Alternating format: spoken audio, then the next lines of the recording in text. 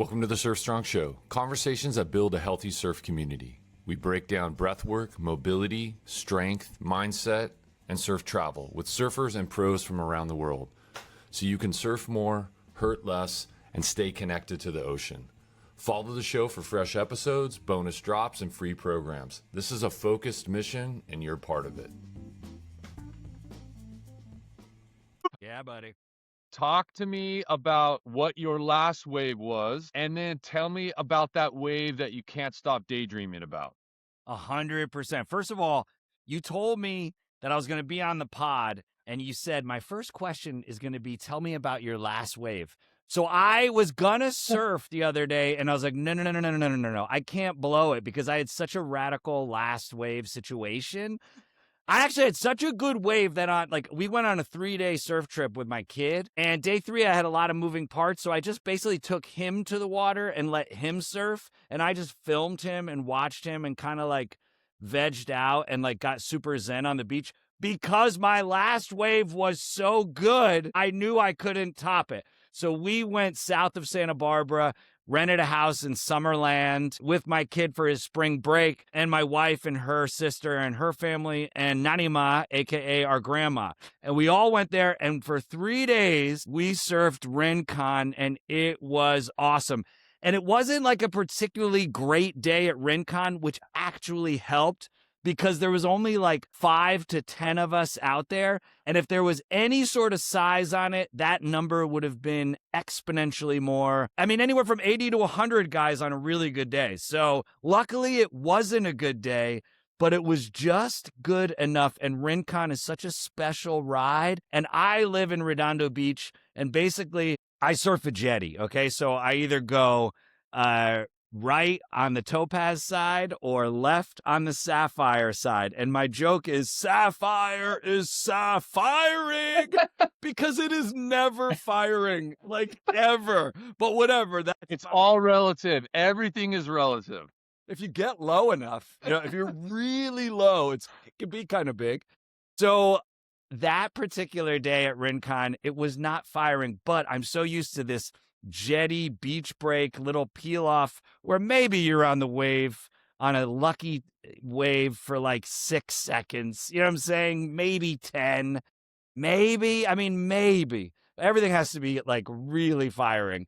And so at Rincon, you get on a wave and you stay on that wave, and you feel like you could call your uncle, you could do your taxes, you could binge a show on your phone, and you're still on the same wave. So I was at Rincon. I gave my kid my longboard because he's really good at longboarding. And I need some advice on longboarding, so I'm going to ask you after I tell you my last wave story. But I was like, this house that we rented, we brought a shortboard and a longboard, 2 boards. But this house had boards. So I was like, oh, I'll bring the longboard, the shorty, and this wave storm that was at the house, right? Super fun. My kid's out on the longboard, which is more of a performance board, whatever. I'm on the wave storm, like not really caring. And this little guy came in, and it was just the perfect spot. Paddle, paddle, pop. And then I was on that left, it was a right. And I learned on a right, so I'm pretty good on a right. So I was backside carving, facing the beach, on the wave forever, looking at all those multi-million-dollar homes. Absolute gorgeous day. It was just me and my son that day. It was just epic. And I just had time to not really do anything other than carve and zen out and soul surf, and just had such a blast on that wave. And so personally, I started surfing many, many years ago.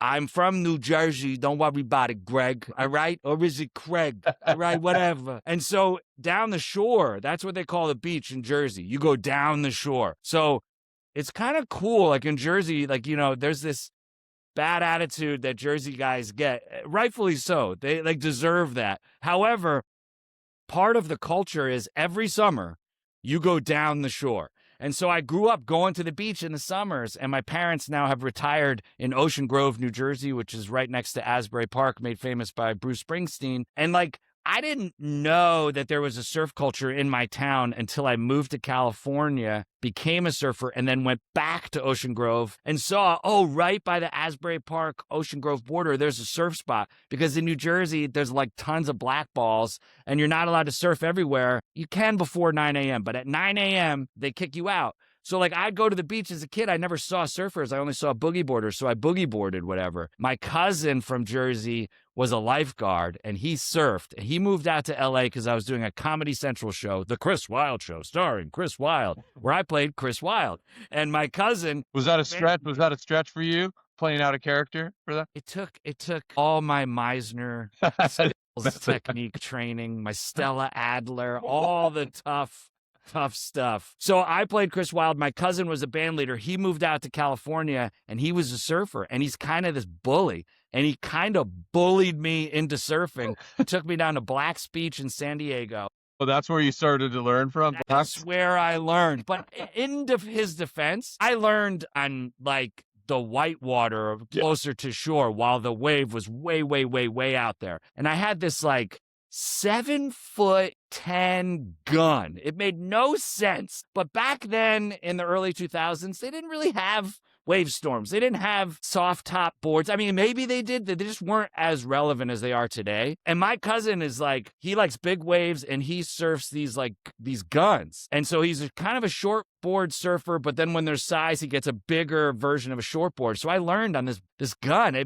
had no business learning on this board, but that's how I learned how to surf. And that was my first board. And so, yeah, I caught waves. I popped up. I loved it. At the time of my life, I got out of the beach. I saw ugly naked men because Black's Beach is an ugly naked man beach. You're getting the full experience. Here. Full experience. And then the next day, I had such surf stoke. I was like, I got to go back out. I laid my stomach on the board, and all those muscles that I had never used before in my entire life just blazed like fire. Bruise on your ribs. You're on your way. I didn't realize I had an abdomen. I had never used it up until that point. And so I couldn't honestly physically lay on the board that next day, but I knew I had the stoke. So I became a surfer in 2002, been surfing ever since 24 years. And now at the time I was living in West Hollywood. Now I live down in the Hollywood Riviera, AKA Redondo Beach, LA, as featured in the song Surfin' USA by the Beach Boys. And it is radical. It's such a great spot. But I still have that Jersey mentality where I'm a summer beach person. And so even though the weather is relatively nice all year round here, I find myself surfing vastly more in the summer when I don't have to deal with the wetsuit, when I can just kind of pop in and out in the boardies and the rash guard. And so I do surf in the winter, but I surf probably weekly in the winter and I'm more like daily in the summer. I don't know what that is. We've talked about this with other people and even some people that are in the industry that you're in. Talk about how surfing is that juxtaposition or that grounding of being such a different setting than being in entertainment, or I've talked to other people that are in tech, and it's this having surfing be able to pull yourself out of that other reality, if you will, and be grounded and exercise out in nature. Like, what does that do for you? Why is that so important? So the hardest transition I had moving from the East Coast to LA was I had a lot of luck right out of the gate. I booked a lot of jobs. However, even though I was making a living being an actor, there was so much downtime. And then you go on set and the adage on a set is hurry up and wait. And so it takes them forever to set up all the cameras and the microphones, et cetera, and the lights. And then they get your coverage and you do the scene 1, 2, 5, 12, however many times. And then, okay, now let's get the other coverage or let's get a 2-shot. And now you have anywhere from 10 to 30 minutes while they reset everything. And then they get your other coverage. And now they're going to get a shot you're not in. And now you're not working for hours, but they need you back in 6 hours to recreate what you had just done 7 hours earlier. So there's all this hurry up and wait. And you always have to be ready for when it happens. So before I was a surfer, I was an impatient person. And so the hurry up and wait was kind of driving me mad. And I'm on set and I'm looking around and all these burly construction guys and these like fabulous wardrobe women are all knitting. And I was like, and this is before smartphones. And I was like, people read books during the downtime, but this knitting thing, I was like, oh, this is cool. I'm not a knitter. I was not going to become It's the idea of it though, right? It's like something to occupy your brain and your 100%. mind. And so when I got in the water and I realized quickly, it's just not wave after wave after wave after wave. And you literally have to be patient. And then you have to be ready when it's boom, go time. And sometimes you're going to mess it up, and that's okay because you're going to get another take. And sometimes it's going to be perfect and it's going to be over before it started. And sometimes it's a Rincon wave and you're on it forever and you just ride it out. So yeah, so surfing taught me how to be patient. Surfing taught me how to be patient, but also ready. And then it's just kept me physically fit more so than any other sport. And, obviously you can get banged up surfing, but I'm not like a high performance big wave surfer. And I kind of know my limits, which is another fun thing. It like taught me to know my limits and realize like I got in one kind of hairy situation in the water. I was on the wrong board in the wrong place at the wrong time, and I got pinned under. And I had kind of like a come to Jesus moment where I'm pinned under the water, and I luckily like kind of climbed my leash up to the top of the surface. But in that moment, I was underwater so long that I literally I tried to like breathe in while I was underwater, which is obviously not going to work. And instinctively, my body wouldn't let me do that. It gave me a shot of adrenaline and saved my life. And so I get to the edge get to the surface, take a huge deep breath, get pounded again. And I get out of that situation. And I knew what I did wrong. I was in a right part of the wave with my right size board, and I saw my buddy way, way, way over. And I paddled out to him and got exhausted at the wrong time. And it just put me in a spot where I go, what are you doing? Why do you have to be over there? Why do you have FOMO? Why are you, you're surfing really well right here by yourself, enjoying it. You don't need to be a part of that. You don't need to be a part of the crew. And when I went over there, got exhausted by the time I get there, then all of a sudden they're all paddling out. I'm wiped out. Oh, God. Boom, in the boneyard. And I just had the wrong board, and I was in the wrong place at the wrong time. And it was a life lesson. And I was like, what are you doing, bro? I'm not the guy that's going to jump out of the plane. You know what I mean? Yeah. I'll go in a plane for a movie, in the movie Space Cowboys. I'm flipping around, I'm nose diving and doing all this crazy stuff. But I also knew I had a world-class pilot behind me doing all the heavy lifting, and I was just along for the ride, enjoying it. So there was never really any danger.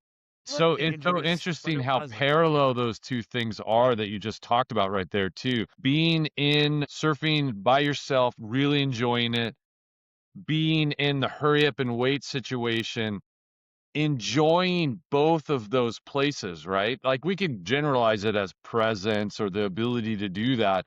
It's just practice. It's just wherever you are, where is this aspect of this that I can really internalize, either learn from or just enjoy. I think us as this modern life, I think it's always been an issue for humans and existence, but in the modern life that we live with so much stimulus, we're so disconnected to that. And circling it back to surfing, that is the primary thing that surfing gives to me is you're right. There is a lot of downtime, yet you have to be ready to move and do either in a dangerous situation like that, right? It's a little outside of our comfort zone, a little bigger wave, be ready for that, or just turn and be ready to surf at this, it's a high level activity. There's so much going on, but to be able to be still, enjoy that and not be doing the next thing, it's so transformative when you bring that back into your life. Those things are so parallel, so interesting. Yeah, surfing has made me definitely a better person. It's made me a better father. I don't have this desire to be the world's greatest surfer. I really don't. Like, I just want, one buddy of mine said the best surfer is the surfer with the biggest smile on his face. And then my other buddy countered, well, it's also the best surfer is the one who can stay on the wave the longest and do the best tricks. Combine these two things. But I had a moment where I'm surfing on a left. Okay, so now I'm facing the wave because I'm goofy. And my kid was in front of me. And I literally, he and I were just kind of parallel, and he's regular and I'm goofy. So now I'm facing him and we're both on the wave at the same time. And this is a few years ago. He's 15 now. So let's say this is when he was 11 or 12. And I very slowly get up. He pops up like a cat. I like look at him and I'm like, wow, he's so good. And like, I look at him and he's doing all this stuff that I am not doing. And I was like, oh, my son, who's 11, is better than me at surfing at 40 or whatever I was at the time. And I thought it was awesome. Like, I literally was like, this is awesome. This is something that my father didn't do with me. My father did some great stuff with me, but he didn't do this. And I'm sure if my dad and I played catch or baseball and I was better at it than him, he would have had that moment. But I had that moment and I was like, oh my gosh, my kid at 11 is vastly better than me right now. And the sky's the limit for this kid. Now, my question for you is, he shortboards, he can do it all, but he really loves to longboard, and he crosses over. He does that like crossing over with his feet. And I think we just have the wrong board, because he can get kind of 5 on the nose, but when he gets 10 on the nose, he noses in. And I just think we don't have thick enough noses. But my question to you is, whenever I try to get to the front of the board, just my brain refuses to do the crossing over footwork. And I kind of do this weird jump, and I kind of like, I jump and then land right, left. You know what I'm saying? And I'm like, bro, just do the footwork. And I don't know what it is, what the block is in my brain. If there's a trick out there that can remind me to crisscross my feet, that I just simply, every time it's something I'm aware of, but then I'm in that wave, and then all of a sudden, sure enough, here comes the weird bunny hop to try to. Well, there's a couple things that go on with that, and they are based in this deep part of your brain. So it's not to go too deep into the psychology of it, but for stability and balance, crossing your feet over is a huge no-no for your brain. It's like, what are you doing? You're putting yourself at risk. And it doesn't understand, even in a safe, small longboard wave that you feel pretty confident on, it doesn't understand those levels of things. So it perceives you being on this board as already a elevated risk. And so this idea of crossing over, it really does fight you on that.